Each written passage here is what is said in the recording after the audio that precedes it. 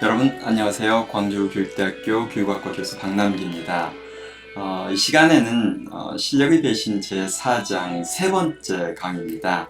그래서 여러분하고 같이 신실력주의 사회의 경제체제에 대해서 공부를 해볼까 합니다. 결국 우리들이 지금 이 실력주의 사회다, 신실력주의 사회다 할 때 그 가장 바탕에는 경제가 들어있습니다. 그래서 이 경제체제에 대해서 조금은 여러분하고 깊이 있게 생각을 나누어 보겠습니다. 이 부분은 여러분하고 같이 제가 크게 둘로 나누어서 얘기를 하고 있는데요. 하나는 이제 기본적으로 얘기하는 것처럼 자본주의라는 것이 가지고 있는 한계, 또 자유주의라고 하는 것의 기본 전제가 뭔지에 대해서 새롭게 인식할 필요가 있겠다. 이걸 얘기하고요. 그 다음에 두 번째로는 이제 여기에서 자본주의 한계와 자유주의 기본 전제 제 인식을 몇 개로 나눠서 보고 있습니다. 신실력주의 사회에 부합하는 경제체제, 그 다음에 기업가와 직원, 이 노동자 사이 이원론을 어떻게 극복할 것인지, 그 다음에 사회투자국가론의 시사점과 한계는 무엇인지 이렇게 얘기를 하고 있는데요. 양이 조금은 많습니다. 시간을 약간 빠른 속도로 진행을 하겠습니다. 더 구체적인 내용들은 여러분들이 교재를 참고하면서 같이 봐줄 것을 부탁을 합니다. 자, 그러면 이제 여기에서 지금 실력의 경제 체제 부분 여기서 얘기를 했었는데요. 자, 지금 여기부터 가겠습니다. 경제 체제와 관련해서는 지금 여기 여러분에게 얘기하고 있는 것처럼 앞에 이미 얘기가 됐었죠. 실력하고 대학 선발, 직업 배분 사이 연결고리는 유지하지만 보상사의 연결고리는 양극화되지 않도록 하는 것. 그 외 여러 가지 이러한 시스템을 통해서 근로의욕 고치형의 복지 사회가 되도록 하는 것. 이게 이제 여기에서 핵심이라는 얘기를 했었습니다. 그걸 이제 바탕으로 해서 넘어가 보면요. 여기에서 지금 제가 이 자본주의 사회에 대한 어떤 그 한계, 자본주의 한계와 자유주의의 기본 전제를 새롭게 인식해야 된다. 이렇게 얘기를 하고 있는데, 자본주의는 이 소득과 부의 불평등이 심화되고, 개인주의와 사리사욕이 강조되고, 사회적 가치와 행복 고려도가 낮다. 이렇게 이제 이런 것들이 실력주의하고 자본주의의 그림자입니다. 그러니까 그런 부분에 있어서 일치하는 부분이 상당히 있는데요. 그렇다면 이런 자본주의의 그림자를 엿게 하려면 결국은 자본주의 성립 기본 전제를 따져볼 필요가 있습니다. 이제 이 부분은 여러분들이 경제학적인 기본을 좀 가지고 있어야 되기 때문에 혹시 들으면서 좀 이해가 안 되는 부분은 관련 서적도 따져보고요. 인터넷에서 블로그나 관련 동영상들도 찾아보기 바랍니다. 이제 기본적으로 이 자유주의 체제, 이 자본주의 체제의 바탕인 자유시장 경제 초석을 놓은 사람이 아담 스미스인데요. 1759년에 도덕 감정론을 썼고요. 거기에서 이 자본주의의 바탕으로 인간과 인간 사회에 내재하는 자연 법칙의 해방, 중세적 또는 중상주의적 각종 규제로부터 인간 활동력의 해방을 주장하고 있다. 이 아담 스미스가 주장한 그것이었습니다. 그래서 오늘날 이해되고 있는 것처럼 현실 그대로 방임하는 것은 절대 아니었습니다. 그래서 그때 인간성이 해방된 시대, 신이 아니라 인간이 지배하는 시대, 그러니까 중세에서 이제 근세로 넘어가면서 인간이 지배하는 시대에 적합한 새로운 사회 운영의 법칙으로 그가 이 자유시장 경제를 주장을 했는데, 이를 위해서 그가 이제 하는 것은 이게 성립하려면 정의, 자애로움, 그 다음에 회환 등의 인간 본성이 어떤 것인지를 알고 그 본성을 바탕으로 해서 얘기를 하고 있습니다. 그래서 이 자애와 정의에 대한 그가 한 비유를 보면 근세의 시작점, 그러니까 아직은 신의 선한 의지를 믿는 순수함이 존재하던 시절의 생각을 잘 대변을 해주고 있습니다. 그래서 우리 교재에 있는 내용을 잠깐만 짧게 보여주면 이렇게 표현을 합니다. 여러분들 이 내용 한번 보겠어요? 재밌게 표현하고 있죠. 자해는 비유하자면 건물을 지탱하는 기초가 아니라 건물을 아름답게 꾸미는 장식이므로 그 실천을 권하는 것으로 충분하고 그것을 강제할 필요는 결코 없다. 반면에 정의는 모든 건물을 지탱하는 주요 기둥이다. 그것이 제게되면 위대하고 거대한 인간 사회라는 구조물은 한순간에 부서지고 말 것이다.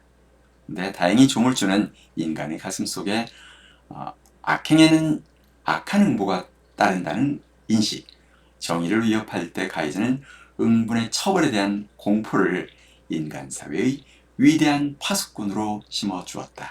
이렇게 얘기를 하고 있습니다.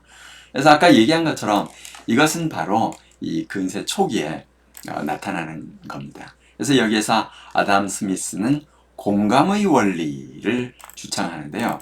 이 공감의 원리라는 것이 바로 뭐냐면 우리가 역지사지의 능력, 또 그 능력을 통해서 인간과 인간 사이에 상호 감정 일치, 공감을 구하라는 노력, 또 상호 공감을 이루었을 때의 즐거움, 또한 이 상호 공감을 얻기 위해서 각자가 자기의 이기심, 자애심의 추구를 공정한 제3자의 공감을 얻어낼 수 있는 범위 내에서 조절하고 자제하려는 인간의 자연 발생적 감정이다. 이렇게 아담 스미스는 얘기를 하고 있습니다. 이게 공감의 원리입니다. 그래서 이제 이게 이 근대 시민 사회의 질서 원리의 기초를 바로 이 공감의 원리에다가 두고 있습니다. 그래서 인간 본성에 내지 않은 이 공감의 원리 때문에 이기심의 행위를 제한하는 정의의 덕이 나올 수 있다. 이렇게 아담 스미스는 이야기를 하고 있는 것입니다. 그래서 만약 이 정의가 제대로 지켜지지 않으면 무질서, 혼란 등으로 사회 성립 자체가 위협을 받기 때문에 외적 강제, 즉 정의의 법이 필요하다. 이렇게 얘기를 하고 있습니다. 그러니까 오늘날 이제 그는 이제 상인의 독점 이윤 추구 본능이 정치권하고 이렇게 유착해서 생기는 각종 비능률이랄지 불공정을 경계하고 반대하는 것을 알 수가 있습니다. 하지만 오늘을 돌아보면 그가 믿었던 위대한 파수꾼이라고 하는데요. 더 이상 정의 수호자로서 역할을 하지 못하고 있다. 이것을 알 수가 있습니다. 그리고 우리 인간의 탐욕과 갈등이 극에 달하면서 지금 사회의 공감력 또한 약해지고 있죠. 또한 정글의 법칙이 맹위를 떨치고 있습니다. 그러다 또 뭐예요? 더 이상 이제 신이 죽은 사회, 즉 현대인들은 악행을 했을 때 신의 이 응보나 처벌이 있을 거라는 그런 공포감도 거의 이제 잊어가고 있습니다. 그래서 실력주의 사회의 특성이 강화되면서 많은 문제가 지금 표출되고 있죠. 그래서 이제 이 실력을 갖춘 사람이 공정한 보상을 받는 이 실력주의 사회는 보상의 공정에 대한 중립적 제3자의 공감을 기초로 합니다. 그래서 이 정도면 좀 타당하다. 근데 이제 그렇게 공감을 얻기 어려운 정도로 이미 차이가 커졌단 말이에요. 과거에는 이 최고로 많이 받는 그룹 내 사람의 소득하고 가장 적게 받는 사람 소득 사이가 그렇게까지 엄청나게 차이가 벌어지지 않는데 지금은 수십 배가 아니라 수백 배가 되는 경우가 발생하고 있는 것이죠. 그렇다면 이제 우리 사회가 지속하려면 중립적 제3자, 그러니까 어느 편에 속하지 않는 이 사회적으로 객관적인 목소리를 낼 수 있는 사람들이 이 생각하는 수준에 합당한 그러한 공정성 기준에 대한 도출이 필요하다. 이렇게 우리가 생각해 볼 수가 있을 것입니다. 그죠? 만약에 그게 되지 않는다면 상당히 문제가 되겠죠. 그런데 자유시장 경제를 우리가 유지할 경우에는 승리한 사람들이 부를 독식하는 것을 막기가 어렵습니다. 그래서 이제 우리나라의 자유시장 경제 체제의 대부라고 하는 박세일 전 교수는 이제 이분은 지금 돌아가셨습니다. 그래서 자유의 체계 신봉자들이 반드시 해결해야 될 당면 과제는 경험적 실증적 연구에 기초한 인간의 본성에 대한 새로운 이해 및 탐구, 그리고 새로운 시각의 정립을 통해서 자유와 공정의 양립을 가능하게 하는 사회 구성 원리, 사회 조직 원리를 제시한 것이다. 이렇게 얘기를 하고 있습니다. 이제 이러한 그의 여러 가지 내용들은 여러분들이 한번 더 책을 통해서 이해를 시도하기 바랍니다. 그래서 자유시장 자본주의가 극으로 치닫는 이런 사회에서는 중립적 제3자 비율이 급속히 떨어지는 문제가 있고요. 또 매수된 가짜 중립적 제3자 또한 늘어나고 있습니다. 가짜 중립적 제3자 이건 무슨 말인가?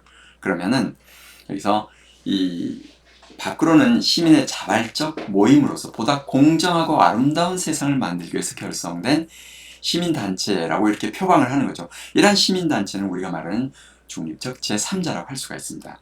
그런데 안을 들여다보면 조직을 경영하기 위해서 기업체나 특정 이익단체 또는 정부의 지원을 받으면서 그들을 대변하는 그러한 시민단체가 존재합니다. 우리는 이들을 여기서 말하는 가짜 중립적 제3자다 이렇게 얘기를 하고 있습니다. 그리고 이제 이렇게 막 서로 싸우다 보니까 중립적 제3자는 양쪽으로부터 매도를 당하게 되는 거죠. 그래서 아예 목소리를 내지 않거나 결국은 어느 한쪽으로 속하게 되는 그런 사람이 많습니다. 지금 우리도 정치 체제에 있어서 그렇고 경제에 있어서 정치도 중도가 그렇게 힘이 약하죠. 중도를 표방했다가 마지막에 가면 이 양극단의 어느 하나로 가게 되는 그런 상황을 보게 되고요. 어디에도 발을 딛지 않은 사람은 오히려 설 자리가 없는 그런 세상이 되게 되는데 우리가 이 중도가 충분한 세력을 갖추고 있을 때 우리 사회는 가짜 중립적 제3자도 줄어들고 중도가 세력을 내서 중립적 제3자의 공감을 끌어내는 그러한 사회가 만들어지게 되겠죠. 그래서 개인 차원에서 중립적 제3자가 줄어들고 있을 때 대안으로 생각할 수 있는 것은 두 가지인데요. 하나는 자발적 자립적 시민단체를 활성화하는 거고 또 하나는 국가 조직 차원에서 중립적 제3자를 만드는 것입니다. 자발적인 시민단체 활성화한다. 이것은 우리가 아까 말했던 것처럼 스스로 이제 회원을 내면서 또 거기에 열심히 참여하는 거고요. 이제 이런 것이 잘 되지 않는다면 정부 차원에서 우리가 요새 거버넌스라는 말을 표현하고 있는데요. 그때 거버넌스라는 말은 실은 참여형 통치, 협력적 통치라는 의미입니다. 그냥 지배구조 전체를 의미하는 것은 아니에요. 근데 요새는 지배구조 전체를 거버넌스로 이렇게 표현하고도 있는데요. 원래 우리나라에서 거버넌스라는 개념을 들어올 때는 협력적 통치 혹은 이제 참여적 통치 이런 걸 의미를 합니다. 그래서 그러한 이 협치 구조를 만들어 놓는 것이 바로 그 협치 조직이 중립적 제3자로 간주되는데 이번에 이제 법이 통과되어서 결성을 하게 될 국가교육위원회가 거기에 해당한다고 볼 수 있습니다. 그래서 이제 거기에서 여러 가지 얘기가 나오는데 이 책에서는 이제 제가 잠시 여러분에게 이 모든 관점의 바탕에 국가가 어떠한 존재인가가 묵시적으로 깔려있기 때문에 잠시 이 국가론을 소개를 했는데 여기에서 소개하고 있는 국가론은 결국은 이제 두 가지 축입니다. 하나는 그 사회를 계급사회로 보느냐 계급이 없는 사회로 보느냐 또 하나는 이 국가라고 하는 어떤 체제가 자율성이 극히 높은 존재냐 그렇지 않는 존재냐에 대해서 이렇게 제가 이걸 네 가지 유형으로 나누어서 자율국가, 유기적 관료국가, 그다음에 자유국가, 도구적 국가 이렇게 나누어 놓고 있습니다. 이 내용도 제 책을 통해서 조금 더 한번 살펴볼 수 있기를 바랍니다. 이제 여기에서 하나 여러분에게 지금 이제 보여주고 있는 것이 이제 자본주의 여기에서 상호 공감과 본능, 그러니까 상호 공감 본능과 독점 이윤 추구 본능 이 충돌할 때 어떻게 하면 이 후자를 억누르면서 전자가 우선적으로 발휘하도록 할 것인가, 뭐 이제 여기에 대한 이런 부분이 필요합니다. 근데 그게 바로 이제 여기서 얘기하는 교육의 역할이죠. 그래서 우리가 이 사회 제도 차원에서는 개인적 차원의 상호 공감 능력에만 의존할 게 아니고 사회적 차원의 상호 공감 능력, 즉 공개적이고 합법적인 절차에 따른 이 상호 공감 본능이 이 사회적 실체가 되게 일하는 것을 만드는 것도 상당히 중요합니다. 그래서 요즘 만들어지고 있는 합리적 규제, 이것은 스미스의 표현에 따르면은 대화적 상호 공감 본능의 사회적 실체다, 이렇게 얘기를 할 수가 있습니다. 그리고 여기에서 제가 교육적 차원의 노력이 필요하다, 이렇게 또 강조를 하고 있는데요. 이 교육적 차원의 노력이 필요하다는 말의 핵심은 보면은 결국 뭐예요? 사회적 공감 능력 발휘가 개인에게 더 도움이 되도록 하는 법률과 제도를 마련을 하더라도 개인이 갖고 있는 독점 이유 추구 본능이 걷잡을 수 없이 커지는 상황에서는 결국 편법과 탈법이 난무하게 될 것입니다. 따라서 법과 제도만으로 스미스식의 자유방임주의를 달성하기는 어렵습니다. 이때 필요한 것이 바로 개인의 공감력을 높이고 또 나아가 중립적 상호 공감 본능을 제대로 표출할 수 있도록 개인을 교육시키는 것이 중요합니다.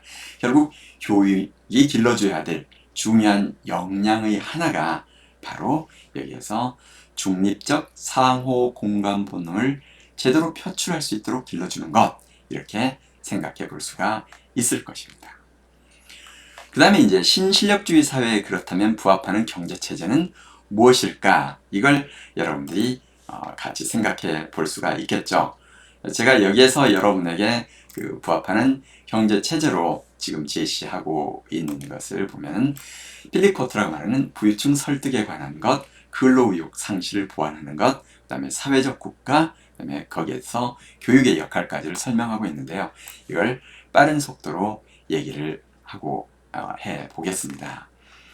이 필립 코틀러는 그의 책 다른 자본주의죠. Confronting Capitalism, 이걸 우리가 다른 자본주의라고 지금 번역을 해서 국내 출판이 되어 있는데요. 지금까지 실험된 이 경제체제 중에서 성장과 번영을 달성하는 데는 자본주의가 최적이지만 결국 자본주의에서는 빈곤 문제도 해결이 안 됐고 소득 불평등이 심화가 되더라. 그래서 이걸 완화시키기 대안으로 상속세와 소득세, 누진율을 강화하고 경영제에 대한 과도한 임금체제를 개혁하고 시간당 최저임금을 상향하고 마이너스 소득제도도 도입을 한다. 뭐 이런 제안을 하고 있습니다. 여기서 여러분들이 마이너스 소득제, 좀 낯설죠? 이건 뭐냐면 국가가 정한 소득 이하의 이제 근로소득, 저소득층, 그러니까 그 이하의 소득을 받은 근로저소득층에게는 부족한 만큼 보조금을 직접 지급하는 것을 마이너스 소득이다 합니다. 여기서 마이너스 소득이라는 표현을 쓴 이유는 뭐냐면, 마이너스 소득세라는 이유를 쓴 이유는 그래도 자기가 돈을 벌어야 거기에 상응하는 나머지 돈을 보조받을 수 있는 거죠. 그러니까 근로의욕을 고취시키기 위해서 하고 있습니다. 근데 이러한 제안은 결국 부자들이 끝없이 반발하겠죠. 그래서 결국은 어떻게 그들을 설득시킬 것인가, 이게 이제 그 핵심이 되어야 합니다.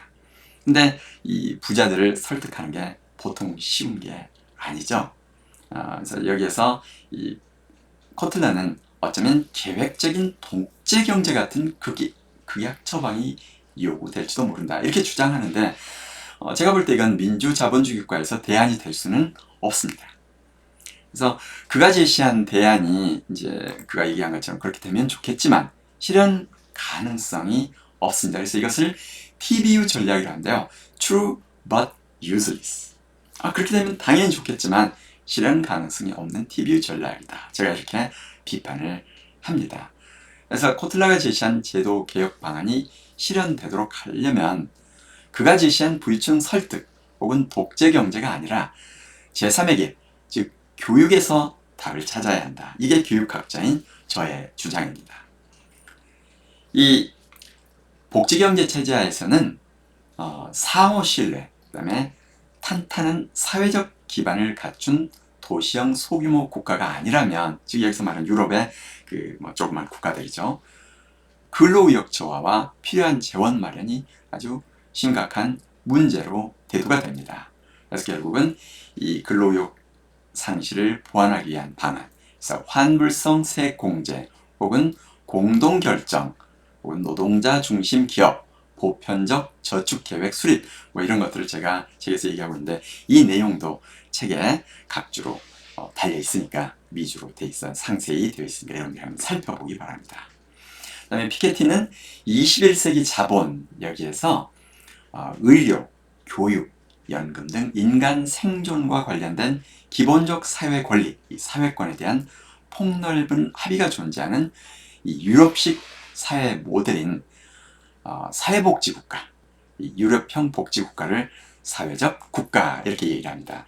이 사회적 국가를 제안을 하고 있습니다. 그래서 예를 들면 스웨덴 같은 데를 예로 들 수 있는데요. 결국 이 복지경제 체제에서는 기업이라고 하는 것이 노동자와 그 가족들이 생활하는데 필요한 생활임금을 지급하고, 또 장기휴가와 충분한 출산휴가도 제공하고, 또 어쩔 수 없이 해고하면 반드시 충분한 보상도 해주고, 이런 시민의 건강과 보건에 이렇게 높은 가치를 부여하는 이런 역할을 하는 이런 것을 의미합니다. 그래서 이런 시장 경제를 양심적 자본주의, 따스한 자본주의다, 이렇게 얘기합니다. 따스한 자본주의는 capitalism with a heart, 이렇게 표현합니다. 근데 이제 코틀러 말을 그대로 받아들이면 복지경제 체제가 되려면 기업이 단순한 영리 조직이 아니고요, 한 국가 내에서 국가와 더불어 국민의 경제를 책임지는 제3의 공공조직으로서 역할을 수행해야 합니다. 그래서 자본주의 체제에서도 복지경제 체제에서만큼은 아니지만 기업과 기업인이 이러한 역할을 일부 수행하고 있긴 합니다. 그리고 요새는 그러한 역할을 하는 기업에 대해서 우리 소비자들이 더 이제 착한 소비를 시도를 하고 있죠. 근데 이제 그때도 결국 핵심 뭐예요? 기업을 하고 있는 기업가의 마음 자세이겠죠. 물론 국가가 이제 그렇게 하도록 시스템을 만드는 것도 있지만, 기업가의 마음 자세가 무엇보다도 중요합니다. 그래서 기업가가 제3의 공공조직 운영자로서 역할을 수행하려면 결국 뭐예요?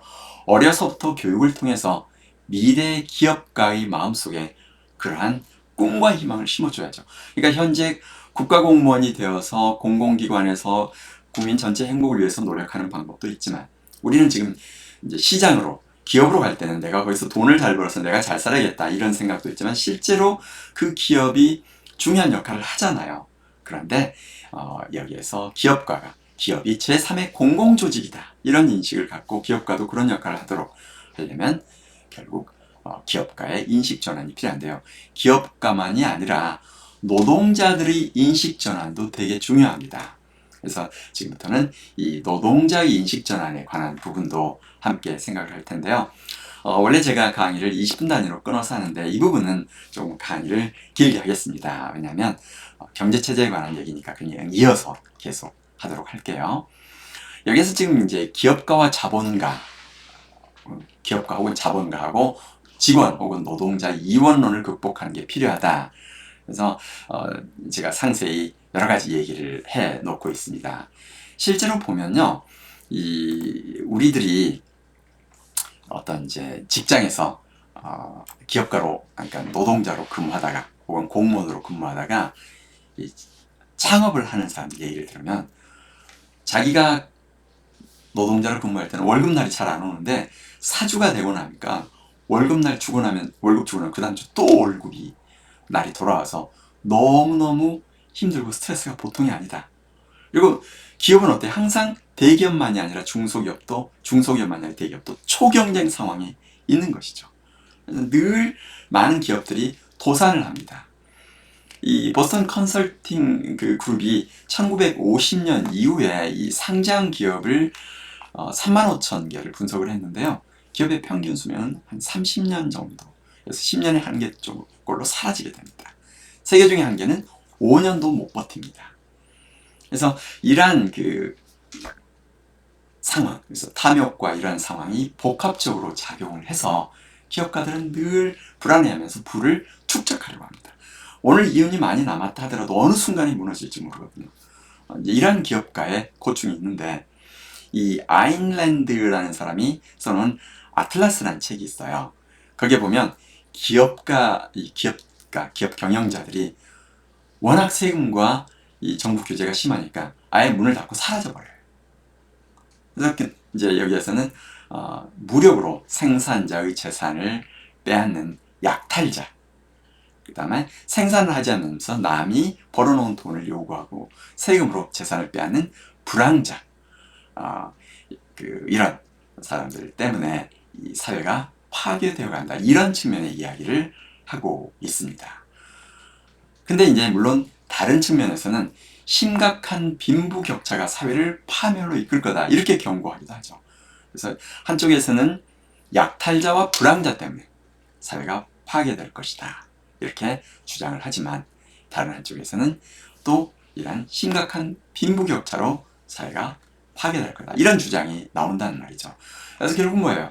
이러한 주장은 보면은 동일한 현상을 서로 다른 측면에서 보고 있다, 이렇게 볼 수가 있습니다.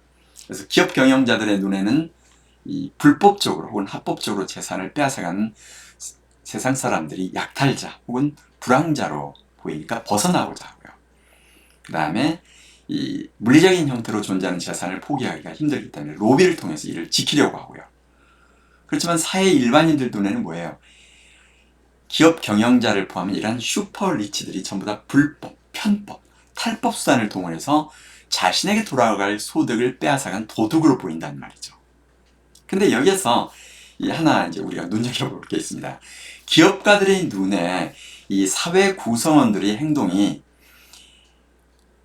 약탈자 혹은 불황자와 유사하게 보이는 때가 있어요. 어떨 때 그렇게 보이는가? 입니다. 그때가 바로 뭐냐면, 객관적인 지표로 보아도 이들의 소득이 계층간 소득과 재산 양극화가 극심한 상태에 이르렀다, 그러면 그렇게 보일 수밖에 없죠. 이걸 아담 스미스의 표현을 빌자면, 실력에 따른 소득의 차이, 부의 차이가 더 이상 중립적 제3자의 공감을 얻기 어려운 정도로 커질 때, 그럴 때는 이 사회 일반인들의 눈에 보일 때 이들이 이제 문제가 되는 것이죠. 그래서 이러한 상황에서 사회의 지속성을 보장하기 위해서는 중립적 3자가 공감할 수 있는 보상, 배분, 공정성 기준이 만들어져야겠죠. 그래서 국가와 기업가는 이렇게 양극화가 심해지지 않도록, 또 중산층이 튼튼하게 성장할 수 있도록 해야 할 것입니다. 만약 중산층들이 잃을 게 너무 많아져 버리면요, 약탈자와 그러니까 잃을 것이 많아지게 되면 이들이 약탈자와 불황자처럼 행동하지 않겠죠. 그러나 잃을 것이 하나도 없는 그러한 계층이 늘어나면, 중산층이 몰락하게 되면 그들은 모두 약탈자와 불황자처럼 행동하게 될 것입니다. 그 다음에 이제 제가 하나 더 강조하는 것은 이 정치에 관한 부분입니다. 우리는 그동안에 정치가들을 혐오의 대상으로 가르쳐 왔어요. 그러다 보니까 사랑과 희생을 가진 정치가들이 배출되기가 어려웠었죠. 이제는 민주시민 교육을 하고 있는데, 이 민주시민 교육이라는 표현은 미국에서 쓰는 표현이고요. 유럽에서는 이것을 정치교육이라고 합니다. 우리의 삶을 좌우하는 것은 바로 정치가의 역할입니다. 그래서 학교가 정치가의 바른 역할과 중요성, 이것을 깨닫도록 학생들을 교육시켜야 되고요. 또 그들이 정치의 꿈을 갖도록 이끌 필요가 있습니다. 그럴 때 우리의 정치 미래가 밝아지겠죠. 근데 우리는 이제 그렇게 되지 못하다 보니까 문제가 되는 거죠. 그리고 우리가 또 그들의 헌신에 대해서 사회가 늘 존경과 감사를 보낼 때, 그들은 또 국가의 미래를 위해서 더욱 바른 정치를 펼치겠죠. 기업가에 대한 것 또한 마찬가지입니다. 기업가들이 처한 상황을 공감하고 기업가 정신을 높이 사고 그들을 존경하는 사회 분위기가 조성될 때 그들 또한 초경쟁 상황에서 얻어진 수익을 기꺼이 사회에 환원하고자 하겠죠. 근데 반복하지만 이러한 사회 분위기 조성은 학교 교육으로부터 가능한 것입니다.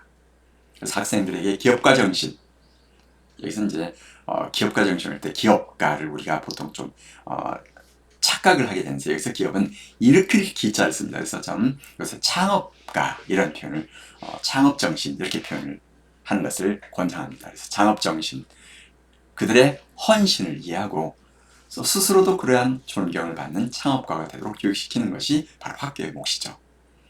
그래서 교육받은 아이들이 성장해서 기업가, 창업가가 될 때 그들은 자신의 역할이 단순하게 돈을 버는 것이 아니라 우리 사회의 경제를 책임지는 중요한 사람임을 인식하고 실제로 그 역할을 하겠죠.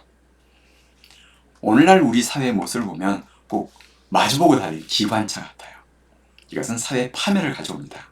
그래서 일반인은 기업가를 존경하고 기업인은 사회 모두를 위한 부를 창출하는 역할을 할 때, 또 이러한 것에 필요한 사회 구조의 틀을 만들 때, 그리고 교육이 사회 구성원의 생각의 틀을 이쪽으로 유도해 갈 때, 그러면 이제 뭐예요?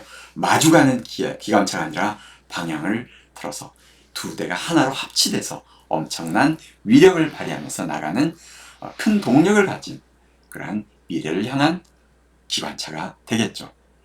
그래서 최근에 신자유주의가 지향하는 경제적 효율성, 그 다음에 기존의 사회민주주의적 복지국가가 표방했던 사회적 형평성, 이 둘 사이에 이 조화를 추구해야 된다, 이런 주장이 나오고, 이게 이제 사회투자국가입니다. 그래서 이어서 사회투자국가에 대해서도 잠시 얘기를 나누어 보도록 하겠습니다. 이 자료에서 보는 것처럼요, 이 사회투자국가론에 대해서 제가 제목을 시사점과 한계 이렇게 놨는데요. 이 사회투자국가라고 하는 것은 국가 차원에서 이루어지는 인적 자본과 사회 서비스에 대한 지출, 그러니까 사회투자라는 게 이 국가 차원에서 이루어진 인적 자본과 사회 서비스에 대한 지출을 사회투자다 이렇게 얘기합니다. 사회투자론, 그러면은 사회투자형 사회정책을 통해서 사회 구성원의 노동시장 참여 권리와 기회가 향상되면 어떻게 돼요? 고용률이 높아질 거고 근로자의 생산성도 높아져서 경제 성장의 잠재력이 확충될 것이다, 이렇게 기대를 합니다. 이렇게 되면 적극적인 기회 평등의 결과로 인해서 사회적 이동성이 높아지고 사회 통합이 제고될 거다, 이렇게 기대를 하는 관점입니다. 이제 과거에도 인적 자본 형성에 이제 사용하는 비용을 사회 투자 이렇게 불렸어요. 그래서 뭐 새로운 관점은 아닌데, 왜 사회 투자 국가론이 그러면 이렇게 새롭게 주목을 받고 있는가 하면은 경제 성장을 저해한다고 인식된 복지국가 사회정책의 한계를 극복하는 대안이다, 이렇게 해서 받아들여지고 있습니다. 이걸 조금만 더 관심을 갖고 한번 볼까요? 왜냐하면 우리 사회도 지금 현재 사회투자 정책, 사회투자 국가로 가야 된다는 관점이 있는데, 그 사회투자 관점이 어떤 한계를 갖고 있는지를 알아야만 우리가 어느 정도 극복할 수 있거든요. 그래서 이 사회투자 정책은요, 1990년대 유럽에서 복지국가 위기 극복을 위한 노력으로 등장했어요. 그러니까 제3의 길을 주창했던 영국의 블레어 수상, 그 다음에 독일의 슈레더 총리가 공동선언을 하면서 이제 이것을 얘기를 하게 됐던 거죠. 이 사회투자 정책 방향은요, 신자유주의적 노동시장 계획을 받아들이고 또 친시장, 친기업 정책을 통해서 경제 활력을 추구하고 사회 지출 중에서 소득 이전은 억제를 하고 대신 그걸 사회 투자성 서비스를 강화하자. 그러니까 사람들한테 직접 돈을 드는 게 아니라 사회 투자를 통해서 이 노동 참여, 인적 개발을 도모하자, 이런 관점입니다. 그래서 이런 생산력이 뒷받침되지 않는 이 복지사회의 건설은 실제로 불가능하잖아요. 시장력을 활용하는 관점이죠.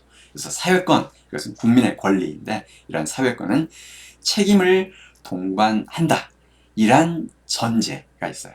그러니까 누가 책임지지 않고서 누구나 다 뭐 막 사회로부터 기본소득을 보장받고 한다. 그러면 그건 어떻게 가겠어요? 그래서 이 기존 복지국가의 차이가 책임을 동반한다. 이 사회권이 유지가 되려면 이 관점에 있어서 차이가 있습니다. 그래서 이제 이 관점은요, 이 지식 기반 경제 사회가 지식과 기술의 변화에 부응하지 못하는 근로자의 도태, 장기 실업의 증가를 가져왔다. 그래서 이제 이 사회 간접 시설에 대한 투자, 인적 자본 형성에 대한 투자를 통해서 이 사회 불평등이 완화된다. 그러니까 돈을 직접 거기에다 투자하라는 거죠. 직접 이 이전 소득이라는 직접 돈을 주는 게 아니라. 근데 이제 여기서 보면 저성장 추세가 지금 이어지고 있죠. 4차 산업혁명, 4차 산업혁명으로 인해서 일자리도 또 급감한다는 우려가 있죠. 그래서 사회 투자로 인해서 대졸자, 숙련된 기술자가 늘어날 경우에 자칫 역효과가 커질 수 있다. 이제 이런 부분에 대해서 우리가 잠시 관심을 가져볼 필요가 있습니다. 더군다나 이제 노동시장이 우리는 이원화, 양극화되잖아요. 그러면 이 사회투자 접근의 효과는 또 더 줄어듭니다. 왜냐면 이 졸업한 사람들 중에서 일부만 높은 소득을 받게 되잖아요. 지금 근로자 도태 문제가 아니라 오히려 뭐예요? 우리는 고학력, 그 다음에 하향 취업. 하향 취업이라는 게 뭐냐면요, 중학교만 졸업해도 혹은 고등학교만 졸업해도 혹은 2년제만 졸업해도 될 일을 4년제 졸업자들이 맡는 것, 혹은 석사기까지 졸업한 사람들이 맡는 것을 하향 취업이다, 이렇게 얘기를 하고 있습니다. 현재 우리나라가 그 대표적인 예에 속합니다. 그러니까 사회 투자를 한다 하더라도 오히려 고학력자 취업 문제가 나타난다는 거죠. 그래서 이제 이렇게 주장하면 이에 대해서는 이런 또 반박이 있어요. 사회 투자론자들은 뭐냐면 그 대졸자들이 기업체가 원하는 역량을 갖추지 못한 것 때문에 이런 문제가 생긴다, 이렇게 얘기를 합니다. 그러면 이게 타당한 비판 같습니다. 근데 만약에 예를 들어서 어떤 직업에 필요한 역량 한번 생각해 봅시다. 이 삼성에서 필요로 하는 특정한 역량이 있는 사람을 길렀는데 만약에 삼성에 취직을 못하면 어떡해요? 문제가 되죠. 그래서 이제 이런 부분에서 특정 역량은 특정 산업에만 활용 가능한 이런 특정 산업용 역량이 있고요, 특정 기업에만 활용 가능한 특정 기업용 역량이라는 것도 있습니다. 그래서 개별 기업은 노동자가 특정 기업용이 아니라 산업용 역량을 갖추기를 이렇게 바라는데, 노동자 입장에서는 어떻게 돼요? 세월이 지나도 기업으로부터 임금이 보장된다, 혹은 임금 보호, 실업을, 그러니까 그러니까 여기서 세월이 지나도 기업으로부터 임금이 보장되는 임금 보호가 안 되고 실업을 당할 위험도 크다, 이렇다면 그렇게 할 수가 없죠. 어떤 특정 기업용 역량이랄 때 특정 산업용 역량을 갖추기가 어려워요.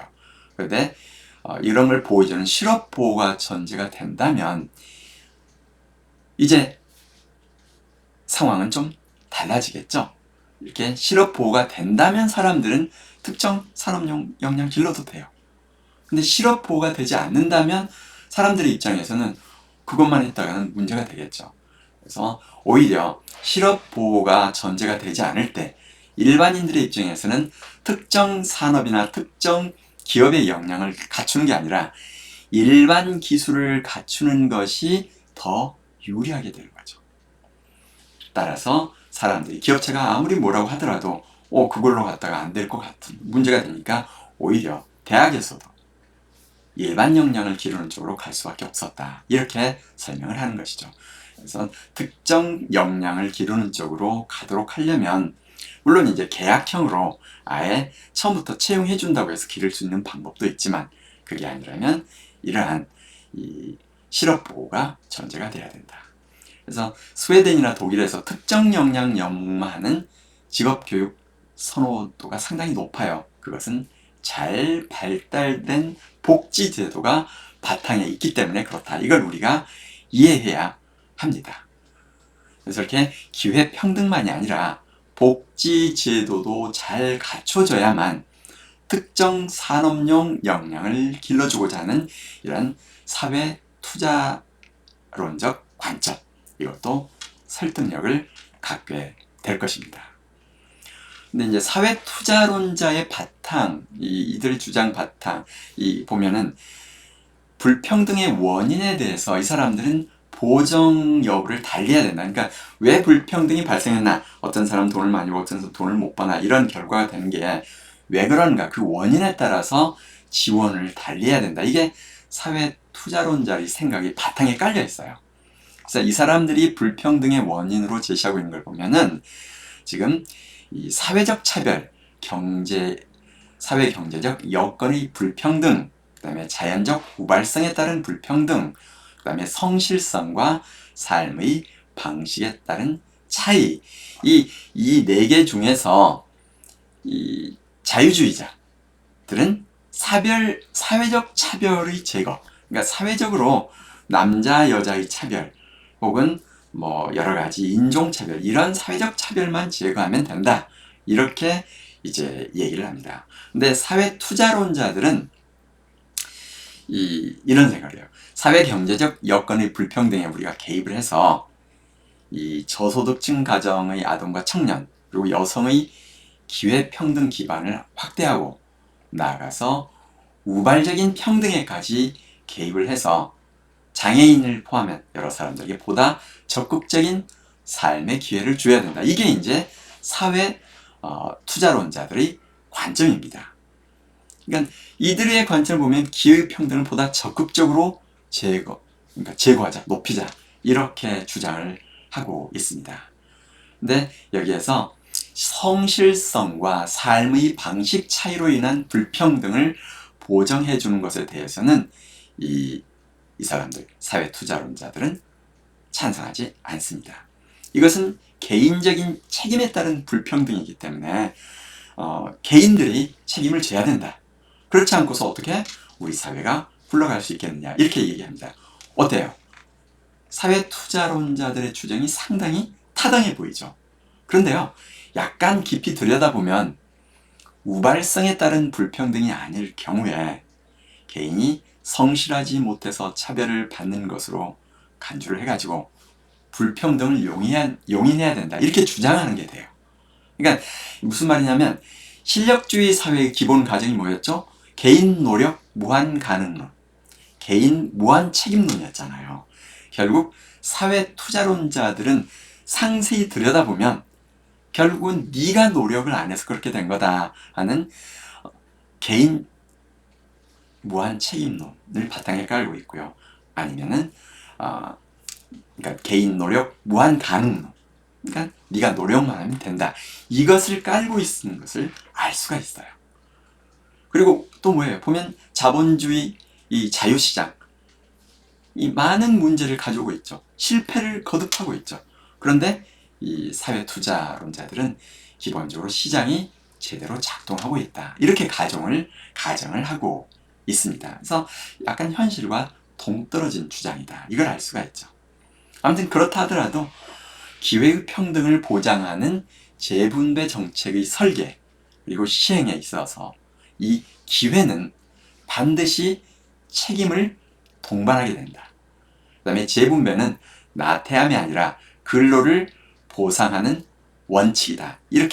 이런 것들을 강조해서 근로의욕 고치형 복지국가의 논리적 기반을 제공하는 점에 있어서는 이 사회투자론이 사회투자국가론이 기하는 바가 있다, 이렇게 생각할 수가 있겠습니다. 상당히 내용이 길고 많았죠. 그래서 이 경제체제가 실은 그 핵심 중에 핵심인데요. 지금까지 했던 이야기를 간단하게 되짚어보면 이 실력주의 사회의 경제체제에서 이 자본주의의 한계, 그 다음에 자유주의의 기본 전제에 대한 재인식이 필요하다. 그리고 이 자본주의 한계, 자유주의 기본 전제 재인식으로서 이 상호 공감에 관한 것을 되게 많이 강조했고요. 사회 제도적 차원 그리고 교육적 차원이 필요하다. 그 다음에 신실력주의 사회에 부합하는 경제체제는 무엇인가? 그걸 위한 교육의 역할은 무엇인가? 그 다음에 기업가와 직원의 이원론을 극복해야 된다. 뭐 이런 얘기들을 했고요. 또 하나는 사회투자국가론이 이 신실력주의 사회의 하나의 바탕이 될 수 있는데 그 시사점과 한계는 뭔지, 그럼에도 불구하고 기여점은 무엇인지, 여기까지에 대해서 살펴보았습니다. 다른 강의에 비해서 거의 2배 이상으로 길어졌습니다. 그러나 이 내용은 연결이 되어 있기 때문에 자를 수가 없었습니다. 여러분들이 이 신실력주의 사회의 경제체제는 어떠한 것을 가정하고 있고 어떤 모습이라고 생각하는지 궁금하시면 실력의 배신 제4장의 신실력주의 사회의 경제체제에 대해서 한번 읽어보시기를 부탁드립니다. 그러면 오늘 이 강의는 여기에서 마치도록 하겠습니다. 여러분 고맙습니다.